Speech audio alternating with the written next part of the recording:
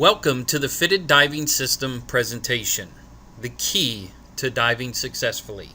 In this presentation, you're going to get a good explanation of what a fitted diving system is, a breakdown to all of the key components of the fitted diving system, the importance of each of those components, and how those components and the configuration of each relate in real-life diving scenarios.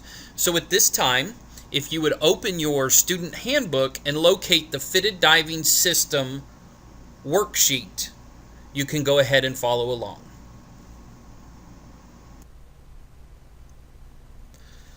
So, what is a fitted diving system? Well, I could explain it to you, but Lamar Hires of Dive Right does a really good job of explaining what a fitted diving system is. They call it a rough cut system. That's a marketing thing. It sounds really cool, and it is cool, but nonetheless it is a fitted diving system. So I'm going to go ahead and let Lamar explain to you what this equipment configuration is all about.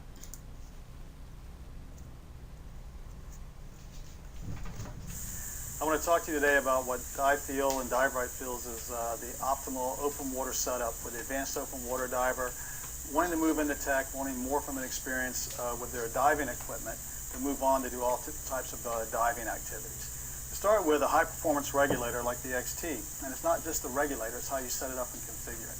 And to me, that's what makes the whole package come together. So when you look at it, here's a short hose. This is the safe second. It's on a necklace, because it's only for her to use as a backup.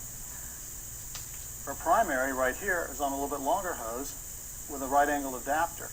And when someone comes to her for gas, she can take it out and hand it to them. And then this one is right here to put in her mouth. She's not looking for it, not having to search for it. All the hoses are nice and tucked in, under the body, under the arm, so they don't get in the way. And then you turn around and look at the SPG. Here it is, 24 inches long. Fits nice on the torso. It can be clipped to the waist. It can be clipped up here.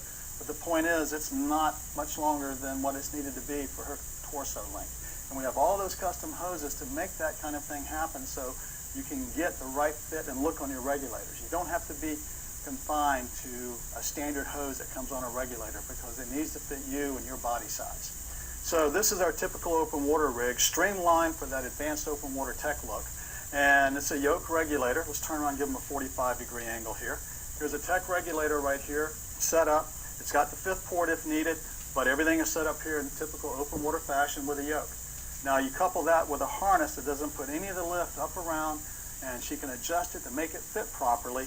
And then here's a travel wing, which has 28 pounds of lift, which is perfect for her diving in warm water. If she was diving cold water, then she could put on a Voyager wing, something with more lift, and change that out on the harness so she's got the right VC harness combination for the type of diving and environment she's going to be in. You're not stuck with one VC for anything. So for us, it's putting the whole package together in terms of the proper regulator setup and then the proper VC and air cell. Now I want to show you the same open water rig but with a tech flair to it. A few little changes on it to make it more techy, more leaning toward that advanced open water diver who's really looking to go on and wants to make sure his gear is ready for the next step. And part of that is to change out all the hoses, same configuration, to our Airflex double braided hoses. And that way they're a little bit softer, a little bit more pliable, and easier to move around with. Okay? SPG, a little bit longer. Here again, you can get them in different lengths, and you want to make sure that that length of hose is fitting right with your torso. So this hose is 26 inches, a little bit longer than the other one. Now the other change is on the regulator, since it's more of a tech flare, he's gone with a DIN connector here, rerouted the short hose off of the fifth port, turned the regulator down to get it a little bit flatter going across the top because he wanted that tech look to it. Now, it's the same harness in terms of being able to have the harness free of everything up front, but now the wing that he's got now, he selected as a Voyager wing because it needs a little bit more lift. And at the same time, this is using the XT model of it, which has a super fabric, which is super abrasion resistant for that more tech flavor to the rig.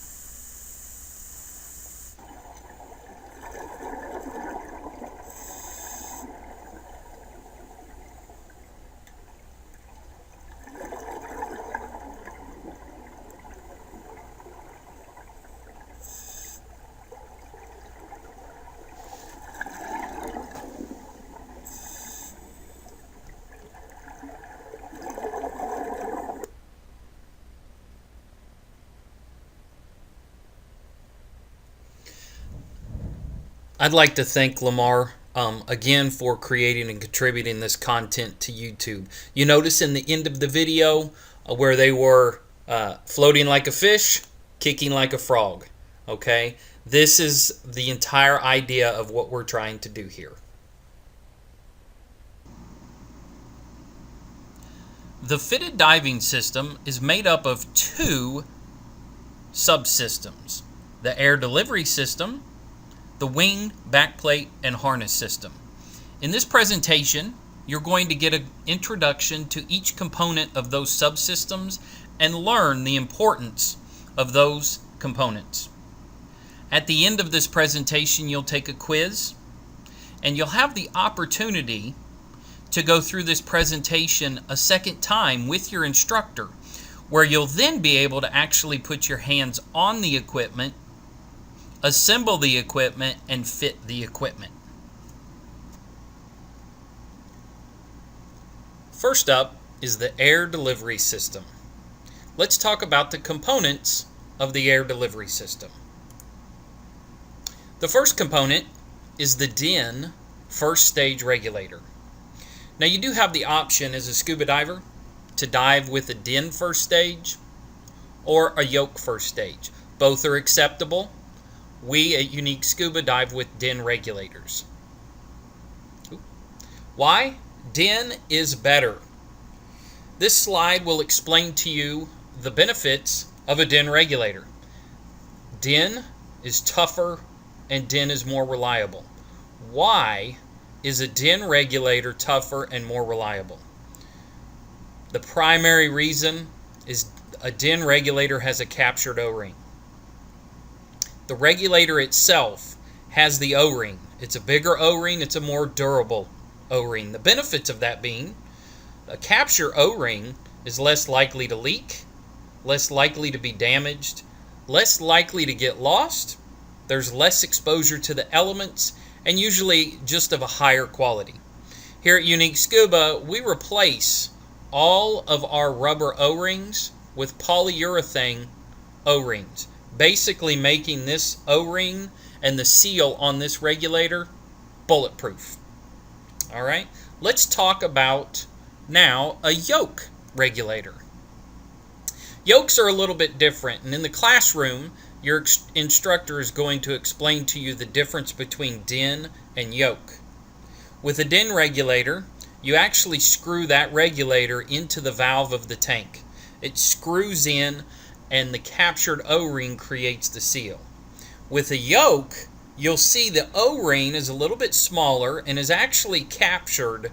That O-ring is actually placed on the yoke valve itself. Why is that a big deal? Let's talk about why that is a big deal. When your O-ring, that is the seal for your life support system, is on the yoke valve itself, there are several different things that you need to worry about. You need to be concerned about. Exposure to sun, exposure to salt water, exposure to all of the other elements that tank and that valve are exposed to. So if you're diving with a yoke regulator and you're going to a remote location or you're going somewhere on a vacation, you need to be very diligent about inspecting the O-ring of any valve that you get.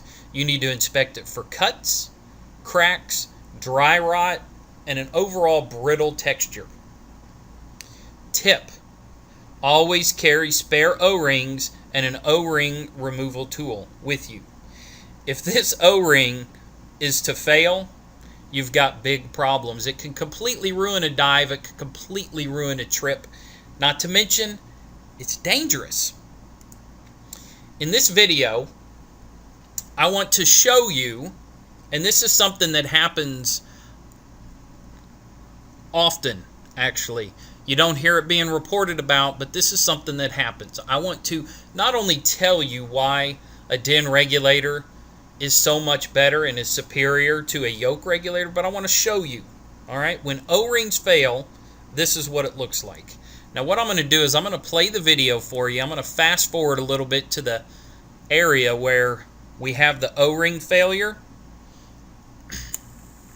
Okay, You're getting ready to go diving.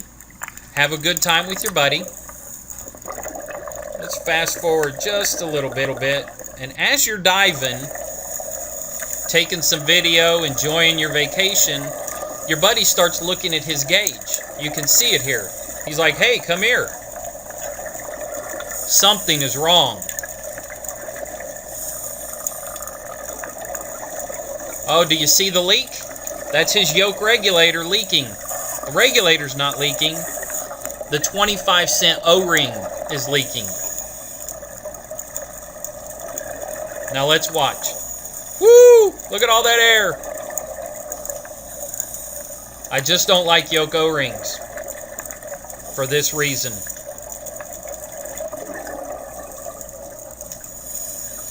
These are things that just do not happen with DIN regulators that are maintained properly.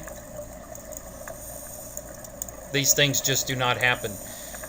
This fella is keeping his composure, but in many situations, this can end up quite different. So this is why it's so important, in my opinion, to use a DIN regulator. The next component of the air delivery system is the short hose regulator with necklace. This slide will demonstrate what that should look like when you're actually wearing the system. As you can see in this picture, the short hose regulator with necklace is positioned like this right here. This is exactly the way that it should be. Okay? We have the necklace around the neck, of course, and the hose is not longer than it needs to be. So it's not getting in the way or entangled or entrapped in anything. Some of the benefits of having a regulator necklace is you can locate that regulator without looking. You always know where it's going to be. It's a secured position. It helps streamline your equipment system, and in an emergency situation, you can engage that regulator. You can get it in your mouth without even using hands. We will train you how to do that. Okay? So the regulator necklace is really there to prepare you for multiple real-life scenarios, keeping you safe. This is exactly the way it should not look. Unfortunately, we see divers all of the time out in the open water diving with all of their gauges dangling and hanging all over the place. Now, if you look at this regulator that's dangling, in the case of a emergency situation or a low air situation or an equipment failure, something that might be an emergency, those precious seconds, the peace of mind of knowing exactly where that regulator is, those are vitally important. If a out-of-air diver was to swim up beside this lady and yank the regulator out of her mouth, she would be left scrambling, ultimately possibly panicking, trying to find this regulator that's dangling down here. Here at Unique Scuba, we do not teach, recommend, or allow our divers to go diving around with gauges and regulators dangling all over the place. It's sloppy and it's not safe.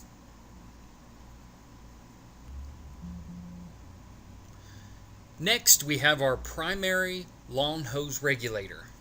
And here is what that looks like. First off, we have a double braided hose. That is not an absolute requirement. That's just what's pictured here, because a double braided hose, a flex hose, is a little bit better. A standard dive grade rubber hose will work as well. But we have a longer hose. The acceptable lengths for our system are 40 inches, 5 foot, and 7 foot. So you have really 3 different options for a long hose.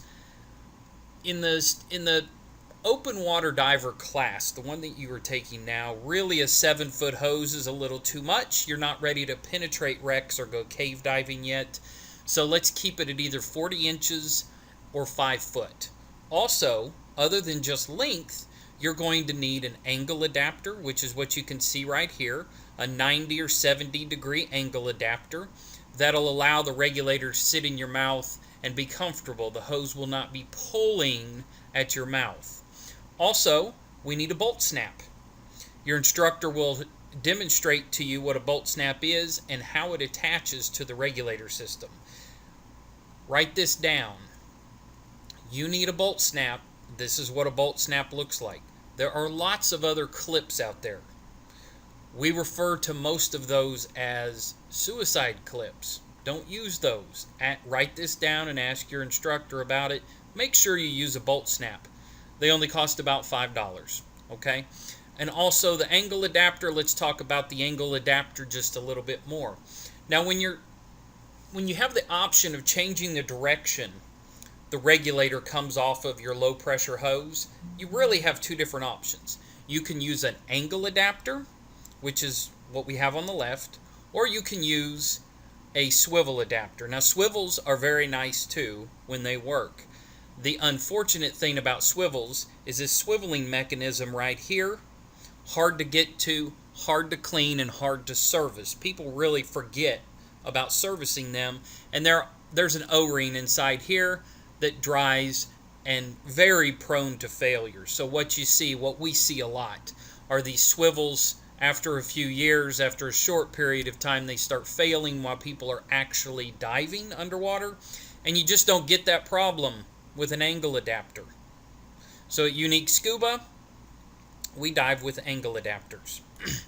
The very nice thing about a long hose with an angle adapter routed the right way in a bolt snap is that in an emergency situation or a out of air or low air situation or in the situation of an equipment failure, you need to be able to address that situation comfortably, and the long hose system gives you many swimming position options. Okay? There might be an equipment failure, there might be an out of air situation, but it might not be, likely, not an emergency at that point. The short hose system only allows you to go straight up. It's very confusing and it looks very silly. In the next few slides, I'm going to demonstrate for you exactly what that looks like.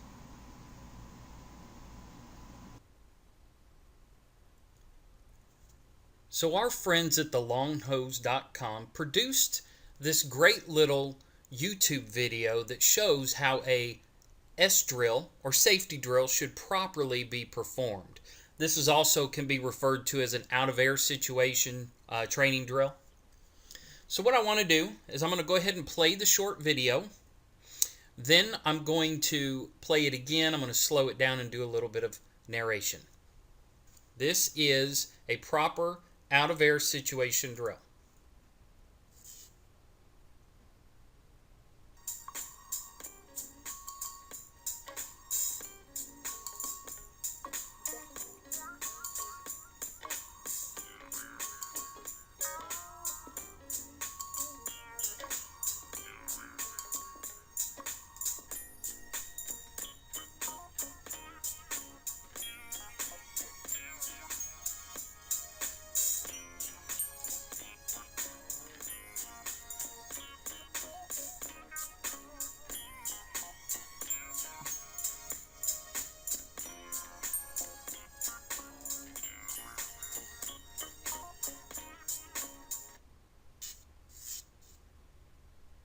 Okay, fabulous. So this time I'm going to slow it down.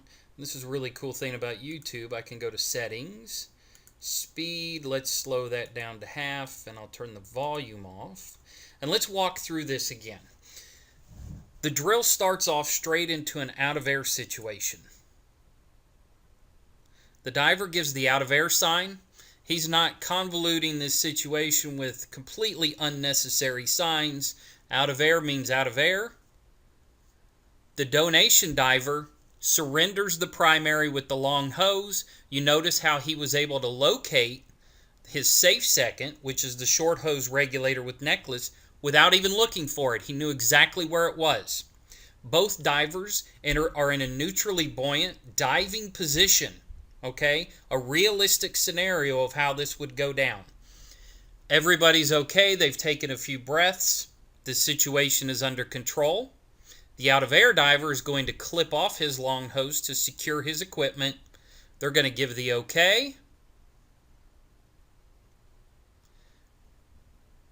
Let's give the okay.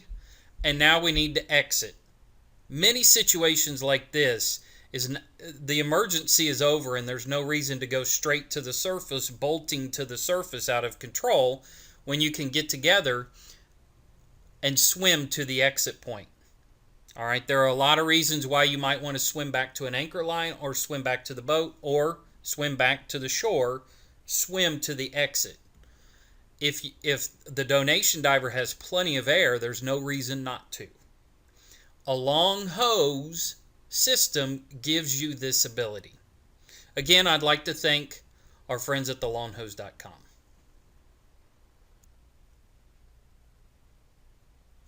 The next thing I want to talk about is a short hose configuration.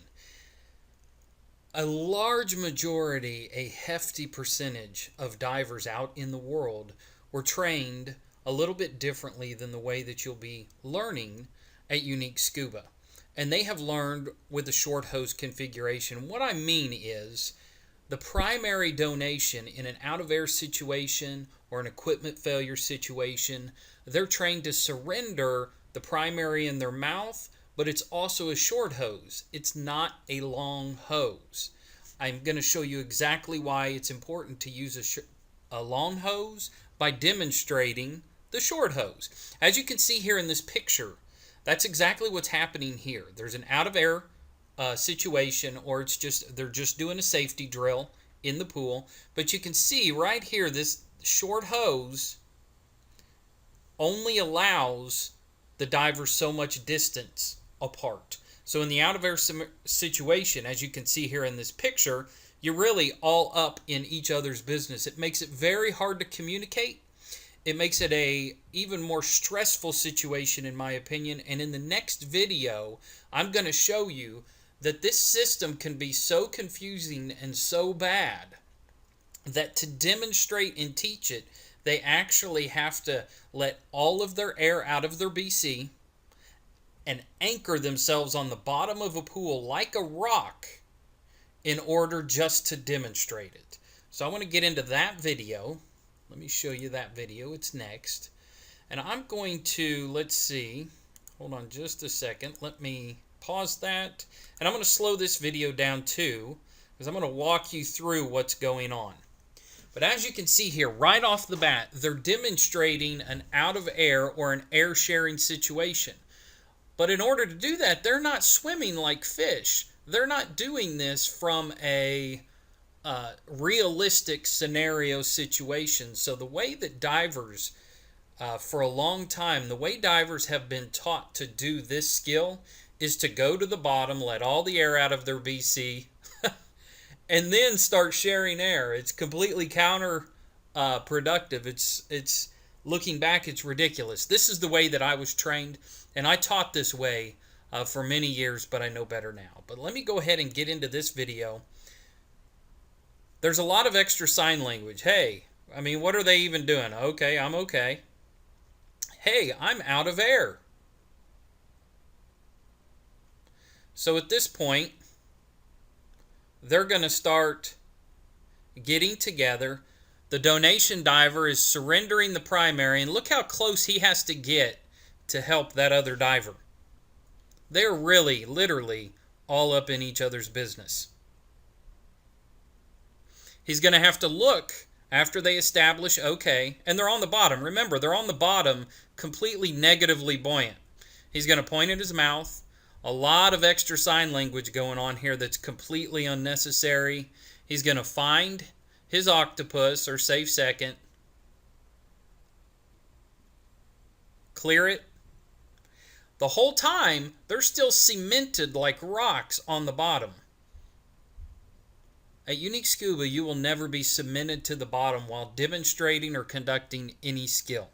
Lots of sign language, and at this point, they really, because it's a short hose and they're so close together, they're right in each other's faces, they only have one option, and that option is to go straight to the surface. the donation diver, the diver that donated the air, might have several thousand pounds of pressure in their tank, and they could, if they wanted to, swim back to the anchor line, swim back to the shore, but because they're attached together so closely, they can only swim up. Well, there may be a surface current, there may be a surge. There could be any number of situations they would be putting themselves into at the surface.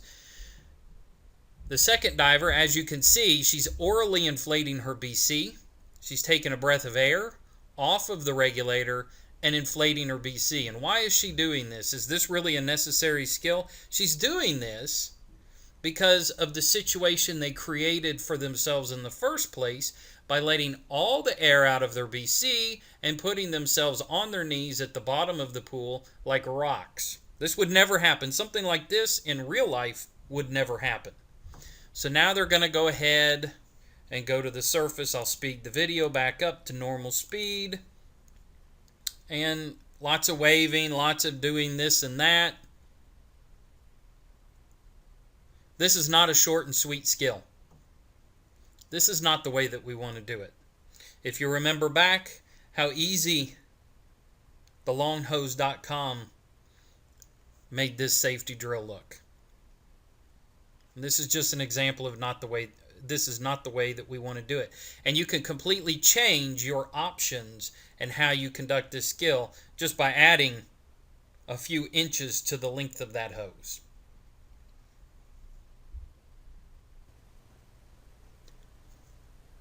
The last component of the air delivery system that I would like to briefly talk about is the naked SPG, or submersible pressure gauge. Very simple, no frills. Let's briefly go over this.